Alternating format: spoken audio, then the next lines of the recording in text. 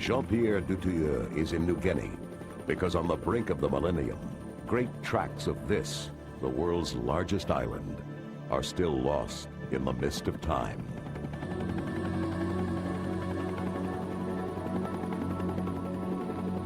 New Guinea is located north of Australia and is over twice the size of Spain. The west is a province of Indonesia. The east, the newly sovereign state of Papua New Guinea.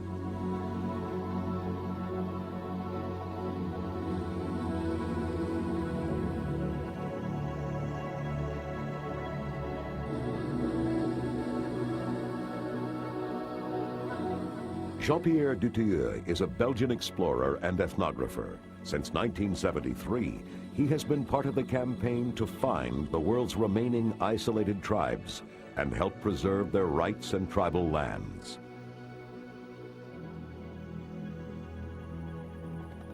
For centuries, the hill tribes of the Owen Range have lived in isolation to avoid war. This partly explains why 4 million Papuans speak 700 languages or dialects. While most tribes are known, the government announced they have just located a new one, the Toulambi, a tribe that has never been in contact with the outside world. Jean-Pierre is skeptical, but decides to verify the stories about the Toulambi for himself.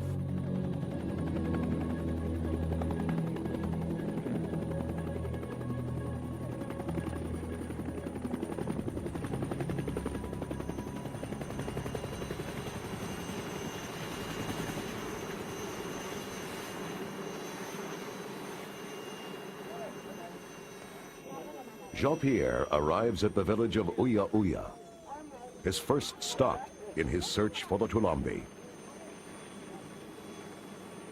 Dutilleux could end up spending months here. The helicopter may not return on schedule because the rainy season has already begun. Uya Uya is the home of the relatively sophisticated Uya Uya tribe. The explorers know they may be at risk of being caught up in a war.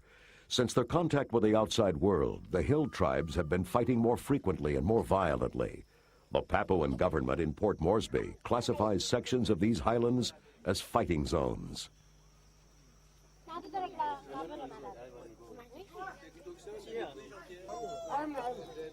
We hire porters to carry enough supplies to last the expedition for 3 weeks.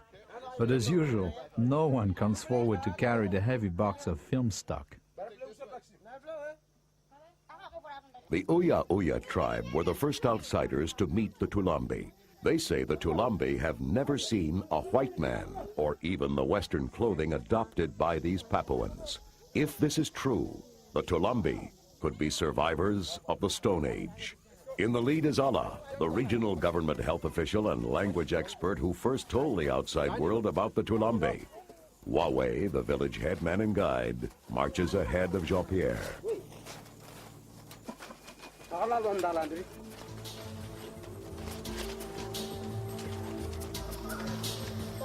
At first, the going is relatively easy, but it doesn't take long before we find ourselves plunging through virgin jungle. It is not far, the porters keep saying, not far at all. Scores of tribes live in these highlands. Many of them had no contact with the modern world until the 1930s.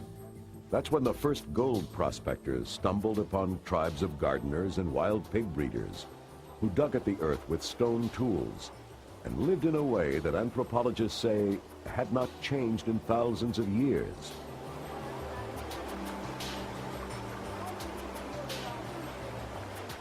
They thought the white men were either gods or their ancestors risen from the dead. On the heels of the gold seekers came the soul seekers, missionaries bearing Bibles, medicines, and a new God.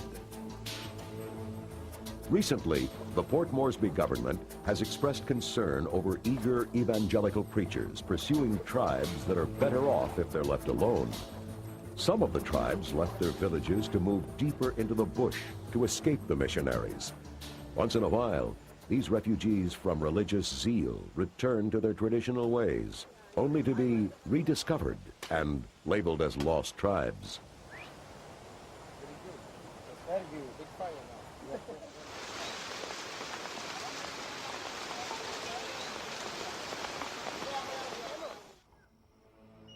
Until recently, the Uya Uya only knew of the Toulambi through the old stories. Things changed when headman Wawe found a Toulambi baby by the river that divides tribal territories. When he took the child back to the Toulambi village, two tribesmen returned with him to his own village of Uya Uya. It was one of the rare times that either tribe had crossed the river separating their territories. The Toulambis were spotted in the Uya Uya village by Allah, a government health official. He learned that the Toulambi were from an unregistered tribe that was about to be decimated by malaria. Allah's discovery was briefly reported in a local newspaper. Jean-Pierre read about it, and this expedition was born. Jean-Pierre wants to bring quinine, food, and vitamins to a group of people that, if the reports were true, have never seen a wheel.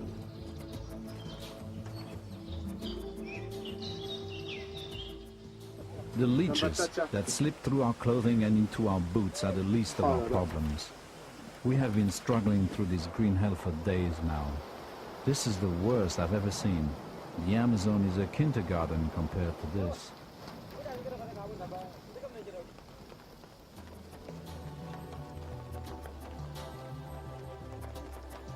Our spirits are low. It's raining harder each day.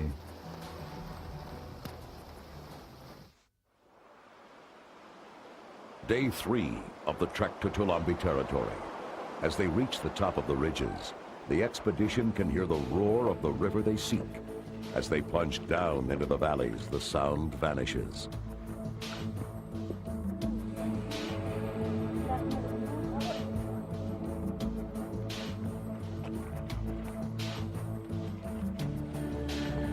Four of my porters vanished during the night. They probably had enough as well.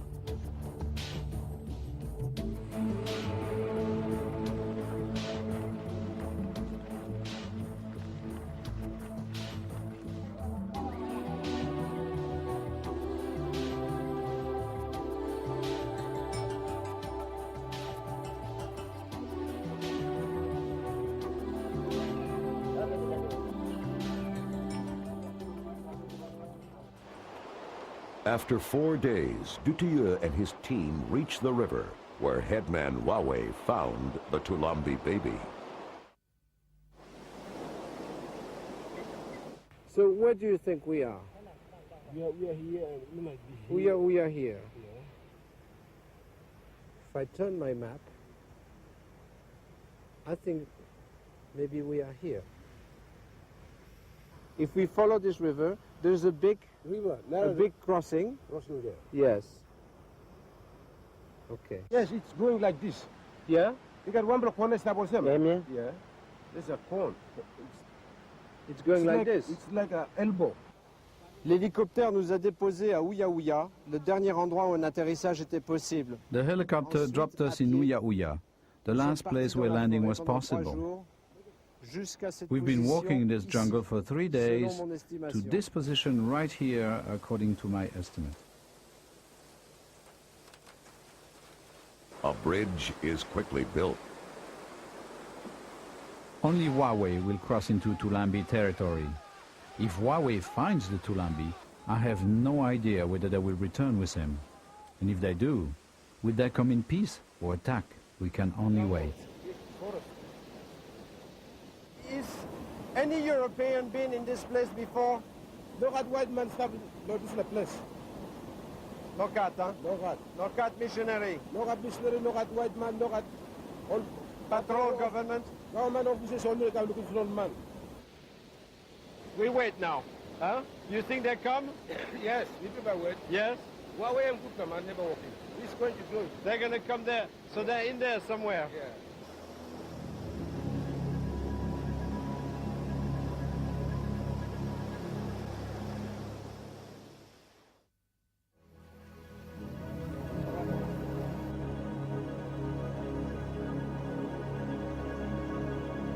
Wednesday, Thursday, and still nothing.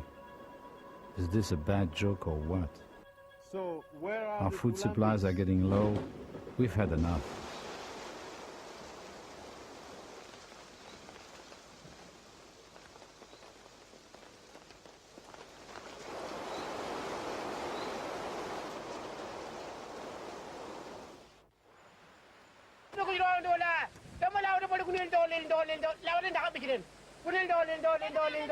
Wawe returns after 3 days. He reports that he found only a few Toulambi. The Toulambi had been attacked by another tribe, but a small group of adults and a few children have agreed to meet the explorers. It is 1:48 p.m. when Dutilleux first sees the Toulambi. The footage you are seeing is unedited. The only addition is the voice of Jean-Pierre.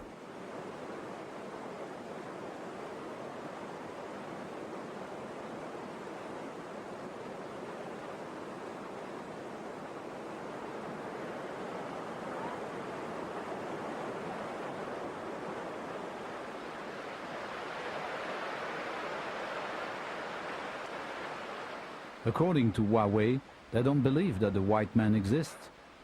But if they do, that makes me one of the living dead.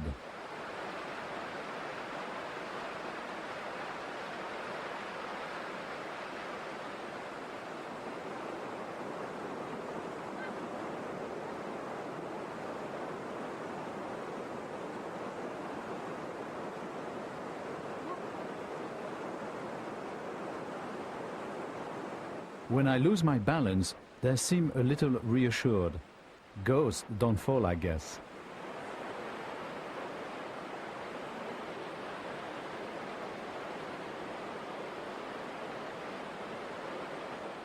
At this precise moment, I'm convinced that he's going to let loose his arrow. Maybe he wants to see if it will pass through my body or not.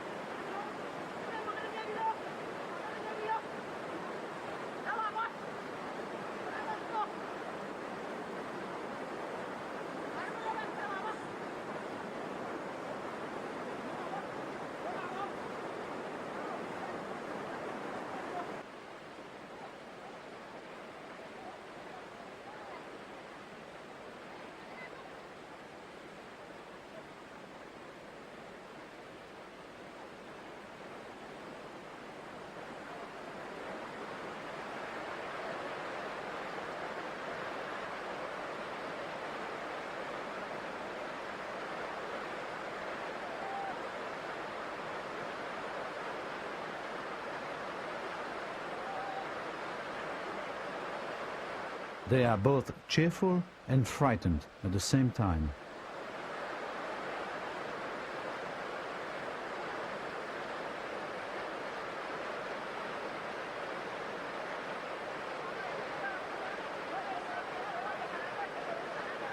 This one tells the woman to stay back.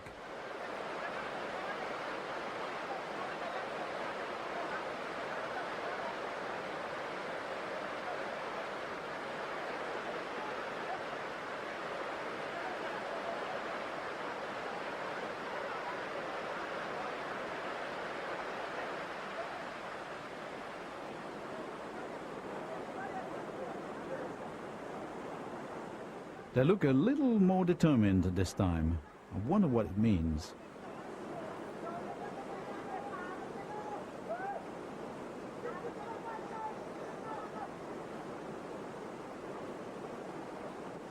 I feel it's important to show them my peaceful intentions.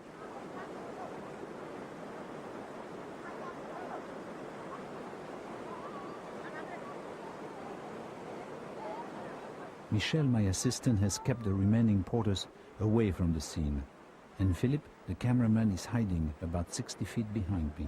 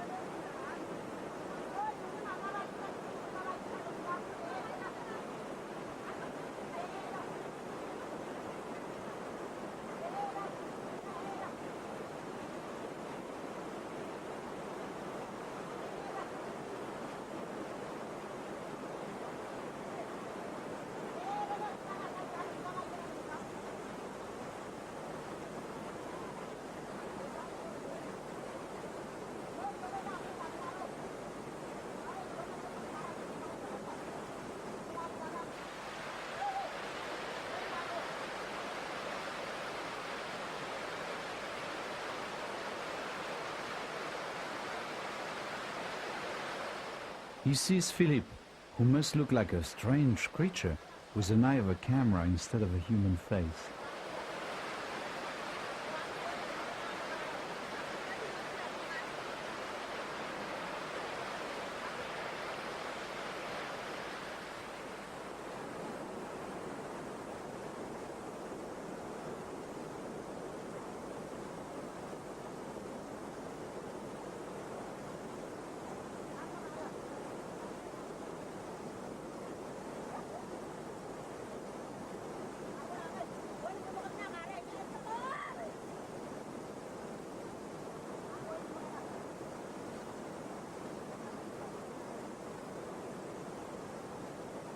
Philippe has been on previous expeditions with me, and he knows these stone axes are deadly weapons.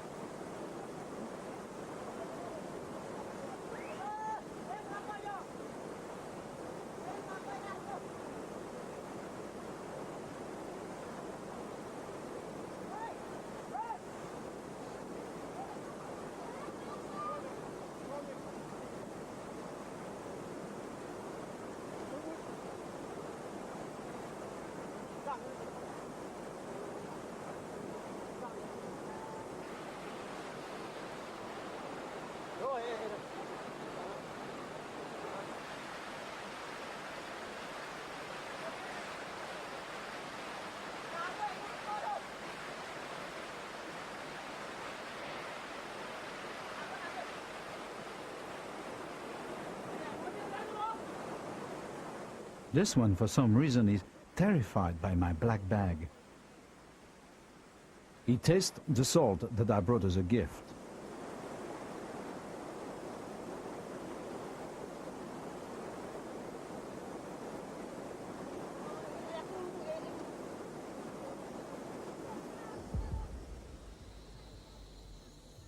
Danger.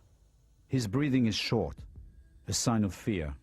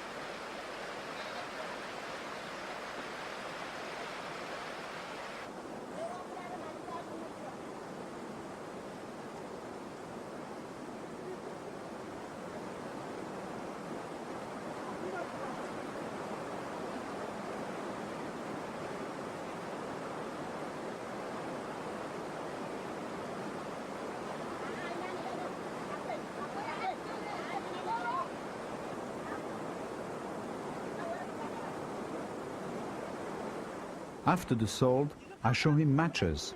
He burns his hand, as if he can't believe this is real fire. This feels like a meeting in a time warp. Perhaps these Toulambi, with their wooden spears and stone axes, are the living ancestors of we, who have learned to fly without wings, talk with the stars, and destroy our own planet. It is not a case of once bitten, twice shy. The bravest warrior wants to know more about the gift of fire sticks from one of the living dead. But he discovers the phosphorus on the matches tastes awful.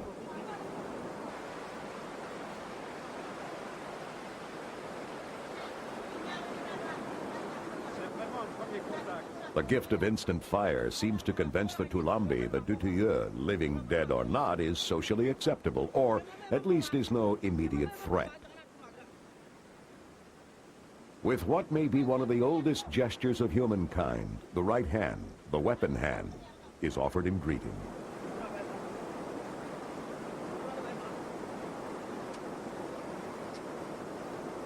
The Toulambi look at Jean-Pierre's pale skin as if it could be paint.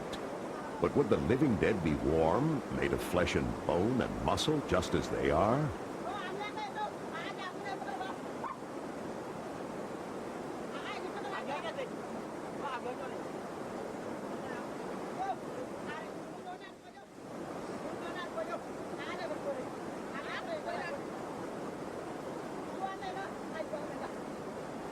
It seems like the Toulambi have never seen a white man, and that they're finally prepared to believe their own eyes. The long, soft hair of the Caucasian is clearly another wonder of the world.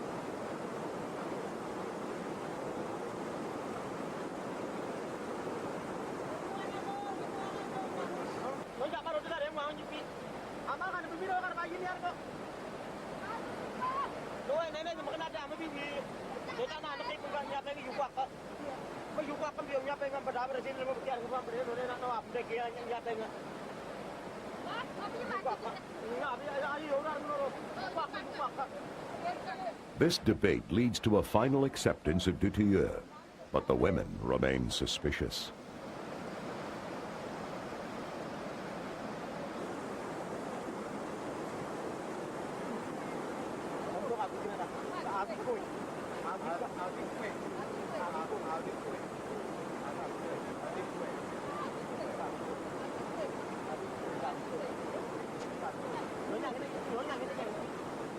Now the Toulambi urge Jean-Pierre to join them on the other side of the river. In the next episode of Tribal Journeys, the Toulambi will confront more modern technology, and Jean-Pierre Dutilleux will make an unprecedented trip into the Stone Age.